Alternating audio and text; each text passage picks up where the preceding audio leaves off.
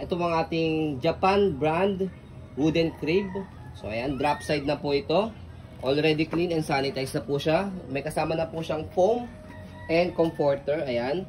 So ito po yung setup po niya. Ayan, okay. So sukatin po muna natin siya by centimeter. Ayan. Ito pa yung centimeter. Ito yung kanyang haba sa loob. Ayan. So 90 by sa loob po yung sukat ito 63. Ayan, 90 by 63. So recommended po namin to sa mga small house, sa mga space saver na bahay. Ayan, dahil hindi siya ganong kalakihan. Okay? So ito po yung details po niya one by one. Okay? So unahin natin ito yung kanyang harapan sa pagkaka-drop side niya. Press nyo po itong dalawa. Ayan, pull down. Ayan. Drop side bed. Ayan. Para pwede nyo maitabi yung crib sa kama. Okay? And then ito yung kanyang comforter. Ito yung kanyang foam. Ayan. So wash nyo lang po ulit po ito. Ayan. Okay? So next natin, tanggalin muna natin to para makita nyo po yung kanyang higaan. So ito yung kanyang higaan. Okay? Ayan. Nalikabukan lang po ito kasi na-stuck siya, tapos napunasan na siya lang wipes kaya nagkaroon ng ganyan. Pero matatanggal po yan. Okay? So, next natin, tanggalin natin to para makita po ninyo. Ayan. So, ayan, meron siya ritong stand or yung pinaapat na corner niya. Ayan. Lagayan po yan ng patungan. Pwede nyo siyang i-set up dito sa baba.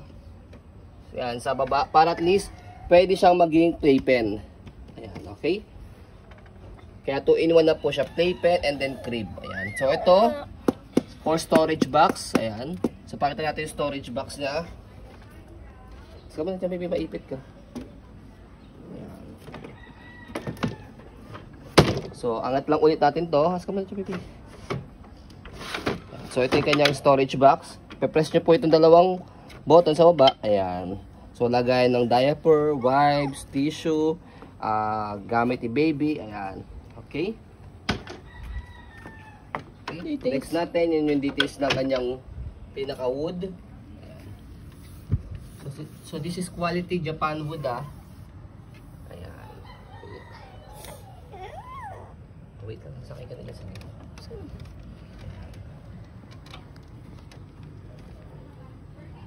So, gagamitin nyo lang po ito. May wheels Ayan, may wheels din po siya para hindi nyo na kailangan buhatin. Hihilahin nyo na lang po siya. Ayan, sa kabila. Dito sa kabila. Ayan. Okay. Lahat ng kanyang tools ng screw niya is kompleto po yan. Basta sakay ka na ito. Yeah. Okay. So, next natin, sa pag-set up po ng kanyang screw, pakita natin. Tara, let's go. Okay. So, ayan. Sa ganito, yung corner na ganito. Ayan. Madali lang naman siya. Papakita na rin po namin sa inyo para hindi kayo mahirapan sa pag-assemble po sa kanya. So, ayan. Kailangan meron lang kayong allen. Ayan. Hindi ko po pwede itong maisama dahil tools namin po ito sa mga crib namin. Ayan. So, ito. Lalagay ko to. Ayan. So, ayan. So, sasalpak nyo lang siyang ganyan dito. Make it sure na tapat siya sa butas. Ayan. Tapos, papasok lang ito dito. Yan. Kahit iikot nyo muna siyang ganyan bago nyo siya i-allen. Yan. And then, allen natin. So, yan. So, dalawa dito both side. Isa dito. And then, isa dito. Okay? So, ang assemble nyo muna. First, assemble nyo muna para hindi kayo mahirapan. Assemble nyo muna to. Side by side. Tapos sa kabilang side. Okay? So, sigipan nyo po itong side na to. Saka dito. Saka to. Okay? Pero pagdating dito sa kabilang side, dito, kahit luwagan nyo po muna. Ito, medyo luluwagan nyo muna. Ito. luluwagan muna natin to para, ayan, luluwagan muna natin siya. Ayan, luluwagan muna natin to para ito kanyang drop side. Ayan. Ayan. Para itong kanyang drop side is may pasok natin sa loob. Ayan. So, ayan. So, para itong drop side, may pasok natin dito sa loob pagka medyo waluwag pa siya. Kasi, tendency kapag masikip na po ito, for example, ayan, sisikipan natin. Ayan, masikip na po ito, hindi nyo mapapasok kasi meron siyang kahoy na maliit dito. Okay, kaya luluwagan nyo lang muna rito, tapos para i-adjust nyo po siyang ganyan. Ayan. Tulad yan, medyo masikip. Okay. So, ayan, medyo maluwag. Tapos, pag medyo maluwag, saka nyo po siya ngayon higpitan na. Ayan.